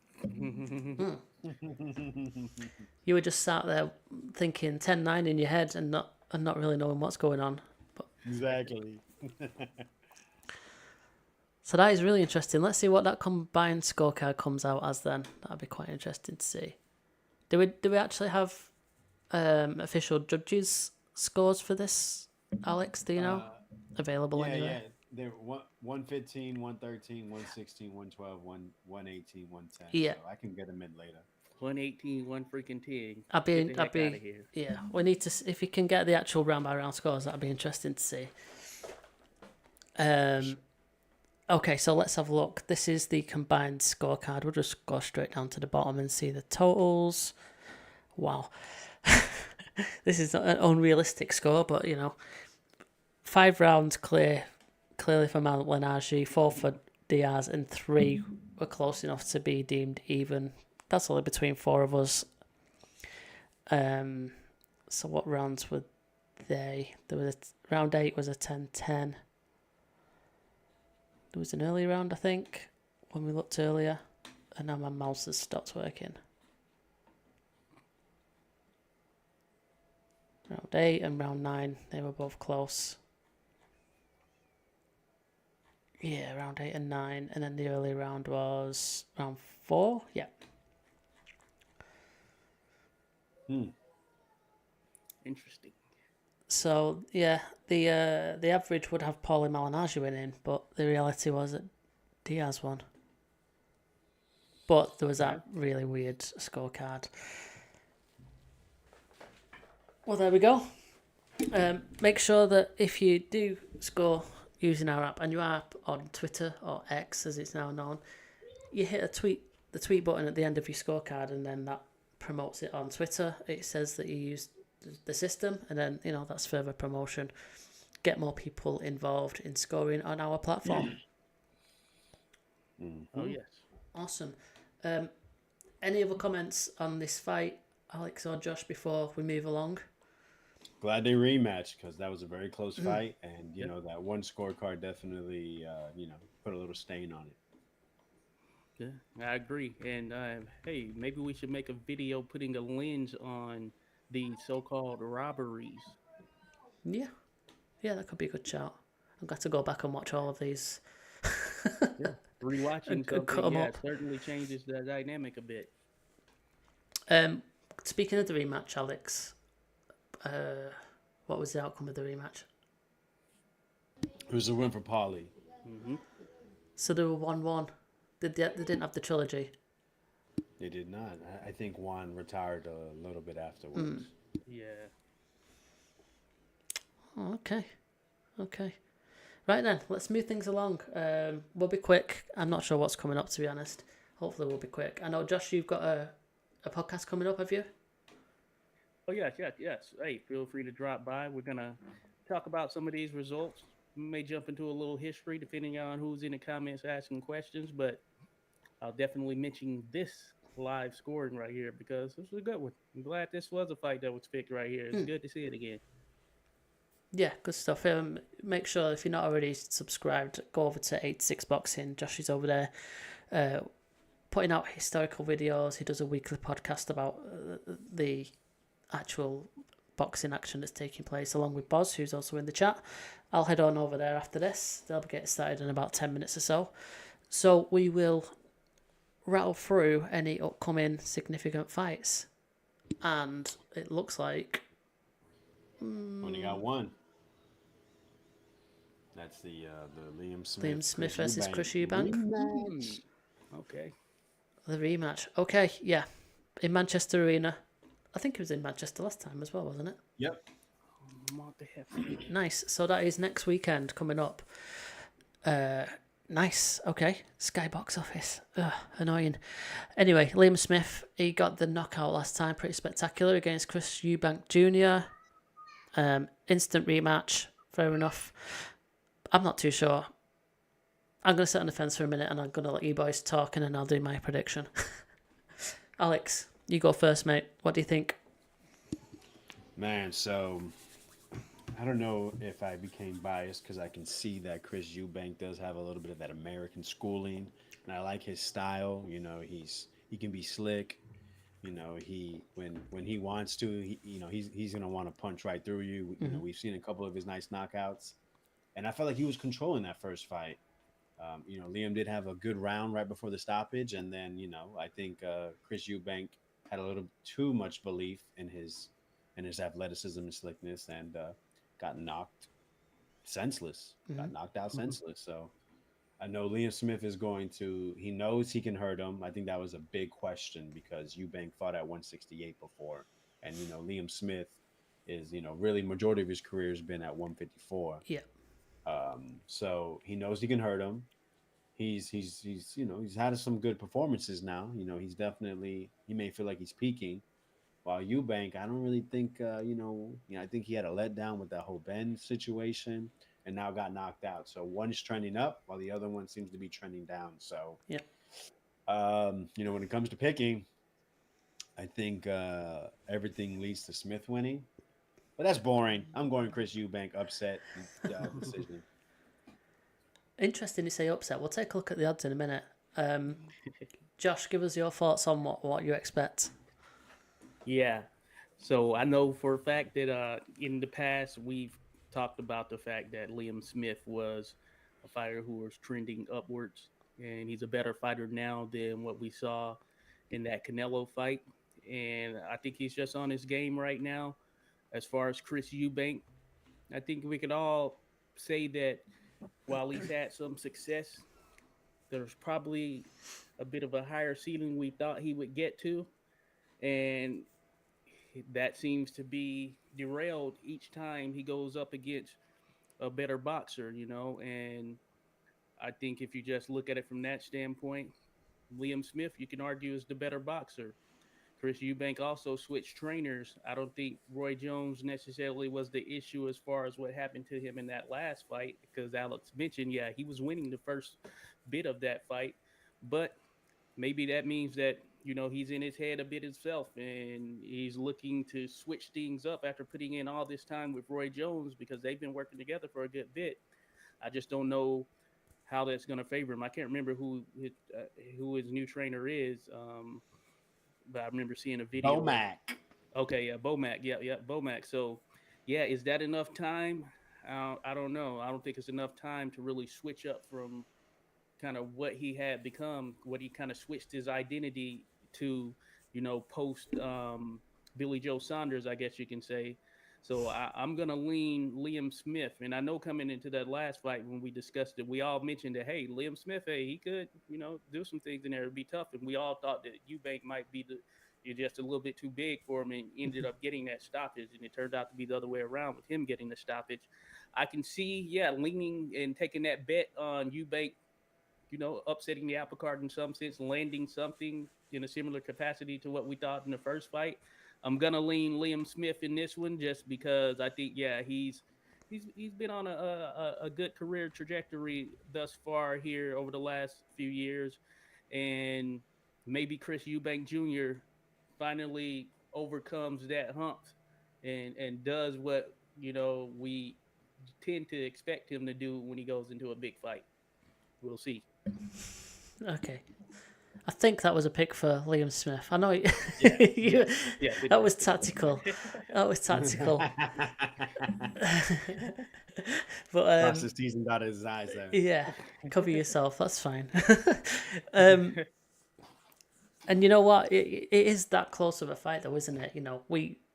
I think I'm going to stick like the first time round. I think it was supposed to be a Chris Eubank Jr. win, and I think that is what's going to happen this time. I think he might have learned from his mistakes last time. I don't know. I just got a feeling that he's gonna win it this time round, as it was probably expected to happen the first time. It's not exactly the same as like a Joshua versus Ruiz, where it was an absolutely huge shock out of nowhere, instant rematch, and then the right winner wins, and things move on as they were supposed to in the first place. I think this was a closer fight than that ever was, but it kind of has that same kind of feel to me, where it's an instant rematch, and I'm just expecting Chris Eubank Jr. to get the win, probably on points. I think this time. I'm just looking at the betting odds. This is in the UK fractions. That's in the correct UK English. The correct format. And you can see that it is still razor tight, but this time the bookies do have Liam Smith as a favourite. Only very, very slightly, 4-6, 7-5, Chris Eubank. So it's a 50-50 fight. That means to win $4, you bet $6. Correct, right? yeah. Mm-hmm. And then to win 7, you bet 5. Okay, cool, yeah. And I should add, I do think that it goes the distance. I'm still going with Liam, but I think it's a distance fight this time around. Would you go with that as well, Alex?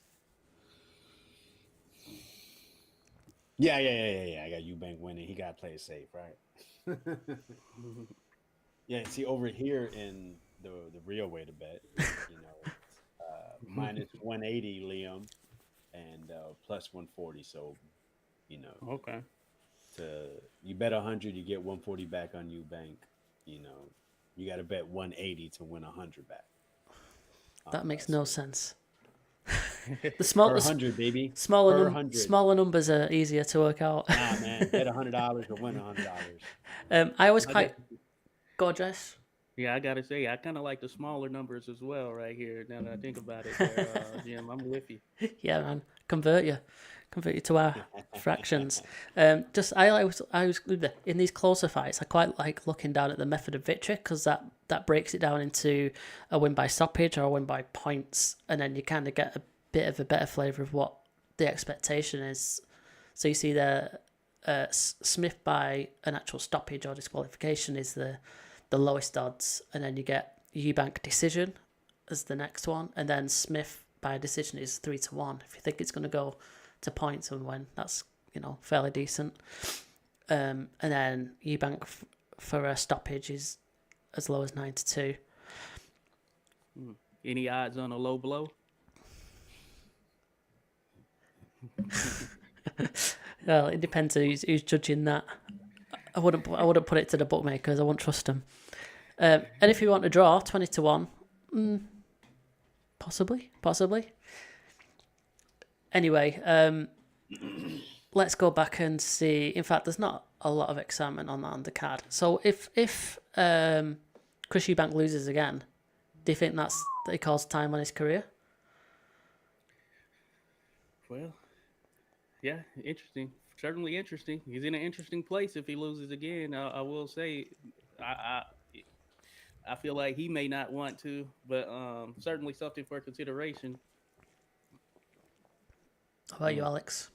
Um, I mean, it depends on what he wants to be seen as. I mean, Yeah. honestly, what is it that he's trying to accomplish? I mean, because it doesn't really seem for titles. Because when he was on that PBC side, that fight with Charlo was there.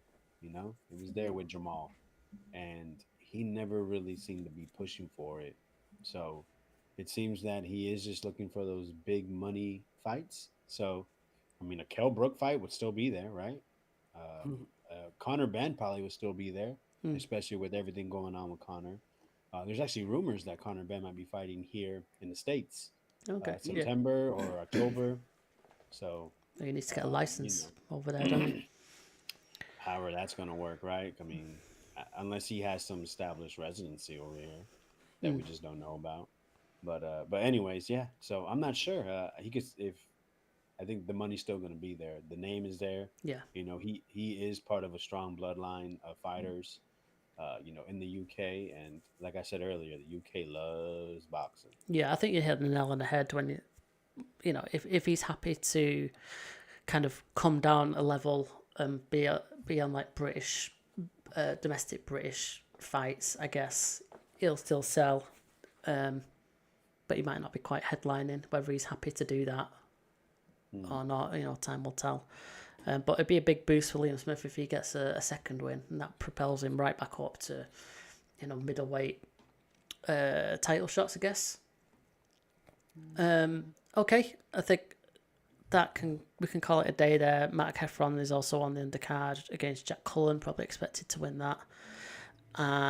Jack Cullen's actually from really close by from me. Best nickname in boxing, Jack Cullen. Little Lever's meat cleaver. Huh. Yeah, my dad used to live in it's a town called Little Lever, just outside. It's part of Bolton, so yeah, it's quite quite close by. Adam Azim, highly touted. He's also on there in a 10-rounder. And then we've got Michaela Meyer as well. She's on there. Moving up in weight. Okay. Yeah. That I think seems. that's going to be at a catch weight between 140 147. She's looking, she was at 130. She was a champion. Her last fight was at 135, and now she's looking to move up to welterweight. Okay. That seems very random. Is she aligned with Sky or something? Or just a random? She's with Top Rank, Top so Rank, they seem to have a good. I mean, but this card is it's a boxer card. So. Yeah, it's boxer. She fought Baumgartner over in I don't know if it was O2 Arena, was it? I believe it was O2 Arena. It was on that Katie Taylor. Yeah. Or on the Savannah Shields, Savannah Marshall undercard. Yeah. Okay. So I think she's built up a little base over there. Yeah, possibly. I heard a lot of from my experience, a lot of people in the UK believe that she beat Alicia Baumgartner. Yeah, some did. Yeah. Yeah, it was pretty close. It was close. And just one final note on this one: we got Fraser Clark against David Allen, which is not good because David Allen should really be retired.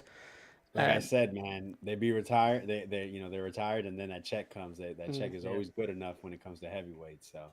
Yeah, I think that's an interesting fight because I'm not sold on Big Frage, and I want to see what David Allen does. Yeah, it got a lot of stick from British boxing fans for being made because really it should be operating at a level higher than this, but it is what it is. Turned down Fabio Wardley for this. Yes, right? I believe he had a fight before, but I believe so. So interesting, very interesting. And Flora and Marco is on as well. Anyway, we'll end that there because it's now gone 7 o'clock. I don't know what time that translates to for you guys. 2 p.m. possibly. Yep. Josh needs to go.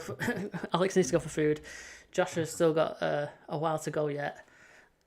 Along with Boz, make sure you head over to 86 Boxing, and we will be back in a couple of weekends for another Watch and Score live stream with the boys Don't know what the fight is just yet. Alex will do some research if he's not already picked some out.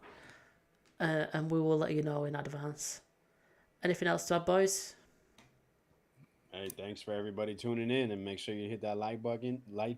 I'm sorry, and go to fight-score.com, register, and we're having fights there every week, so definitely the place to be to score and to share with your friends, see how they score. Yep. Yep. Likewise. Great stuff. I appreciate the opportunity. This was a good one. Look forward to the next one. Yeah, it'll be a good one. Thanks to everyone that stopped by the chat. We'll hopefully see you again in the not too distant future in a future live stream. Make sure you all head over to 86 Boxing on YouTube and catch Josh and Boz there. I'll be heading over there momentarily. Thank you all. See you soon. Take care. Goodbye.